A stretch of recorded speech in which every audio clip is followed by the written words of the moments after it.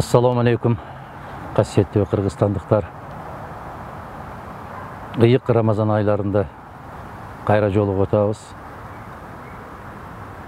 Қайғылы оқиға Баткен обласындағы болып жатқан чыр-чатақтар, тополоңдар, қан төгілулер, сыздоолор, дененин эмчеги зыркырап, атанын боору езилип турган мезгил.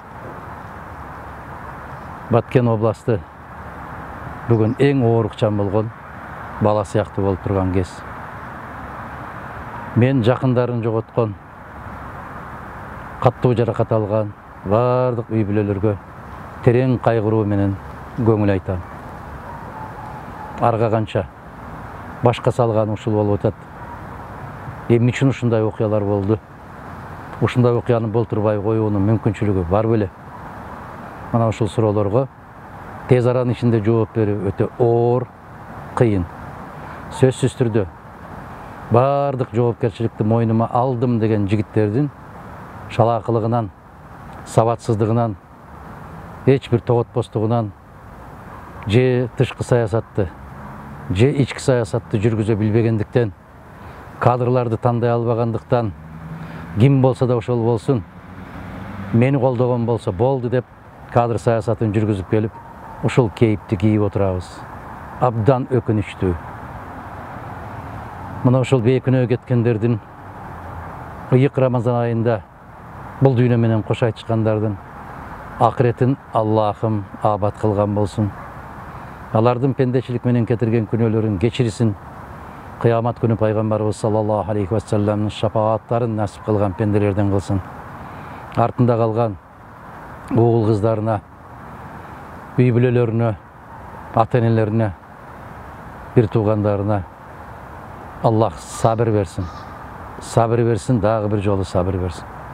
Жараткандын өзү гана көмөк көрсөтпөсө, башка жактан көмөк күтүүгө мүмкүн эмес болуп калды.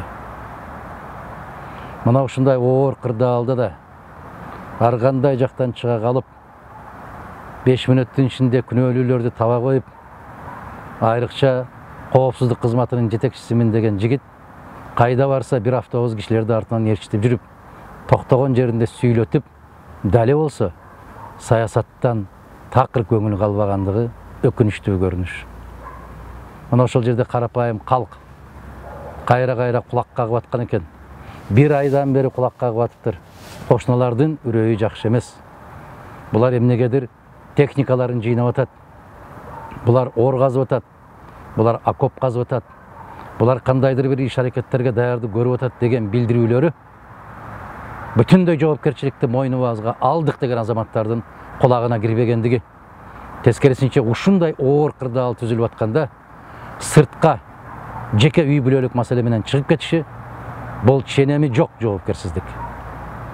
Ар бир жерге барганда ар кандай сөздү айтып, тышкы саясаттын эмне экенинен кабары жок, кудургутуп, кошуналардын да кыжырына тийип, болбогон сөздөрдү болду деп, жетишпеген келишимдерди келиштик деп, 2 сөз эмес 4-5 жолу өзгөрткөндүктүн кесепети ушул күнгө алып келип отурат.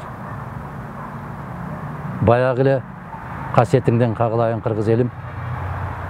Дали болсо өзүбүз бир муштумдай түйүлүп, өзүбүз өз маселебизди чечип, көмөк көрсөтүп, бар кимибиз ар жактардан колубуздан келишинче жыйнап, ыйлап турган Баткенге, кан агып турган Баткенге бардык тапканыбызды ошол жака жумшап атканыбыз дали болсо адамгерчилигибизден жогору экендигин, биз адамдык кейипти жоготкогонубуздан, биздин пейилибиздин түз экендигинен кабар берет.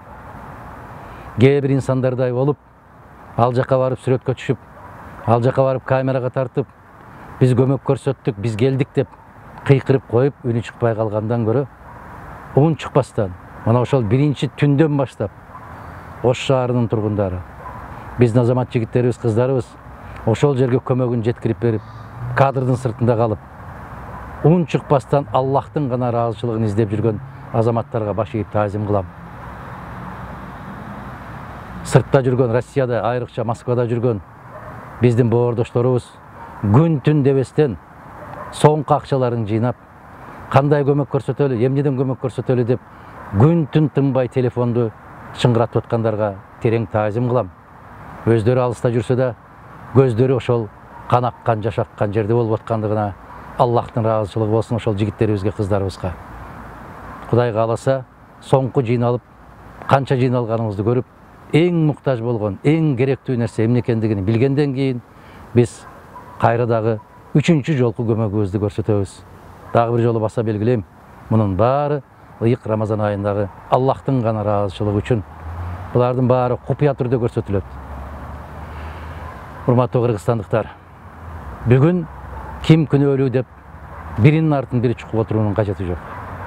Эртең Кудай кааласа тынч заман келгенде ар бир азаматтын жасаган иши өз жазасын өзүнүн колуна алат.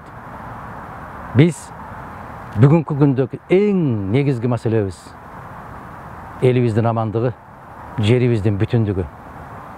Бүгүн бири-бирибиз менен ыркырашып отурбастан бир багытта болушубуз керек. Түйүлгөн муштумдай болушубуз керек. Мына ошол жака барган азаматтар чуручуу салып кор кыйкырыктарды токтотуңуздар. Баарыбыздын каныбыз агып турат. Баарыбыздын жүрөгүбүз сыздап турат. Мүмкүнчүлүгү барлардын баары ошол жерге барганда колдон келген көмөктөрдү көрсөтөлү. Дагы бир жолу айтам, муну жалпы кыргыздын кандайдыр бир багытта, бир ниетте, бир пейилде экендигин билдирүү үчүн гана. Кудай кааласа, бул күндөрдө өтөт. Бул сыноо, улуттун башына түшкөн сыноо. Ушул сыноолорго эмне түрткү болду? Аларга дагы шашпай, акырын баа берчү күн келет. Көбүбүз сезип турабыз, эмне үчүн ушул кейипти кийип калганыбызды. Бирок бүгүн алар жөнүндө айта турган күн эмес. Аларды эскере турган, же бири-бирибизге мыскылдай турган учур эмес. Бар бололу. Кагылайын кыргызым, асманыбыз ачык болсун. Элибиз аман, жерибиз бүтүн болсун. Мына ушул ыйык Рамазан айында кол салган, ушундай жапайычылыкка барган ар бир инсандын акыреттеги азаптарын Аллахтын өзү берет. Биздин пейилибиз түз, ниетибиз ак, кучагыбыз жайык. Бирок ушул жайылган кучакты тебелегендерге Аллах насип кылса жооп берер күндөр келет. Бар бололу, аман бололу. Кармаган орозобуздарды кабыл кылып, өткөндөрдүн баарын Аллах Таала өзү кечирген болуп, жараткан кандай максатта жаратса ошол максатта жашап өтүштү насип эткен болсун.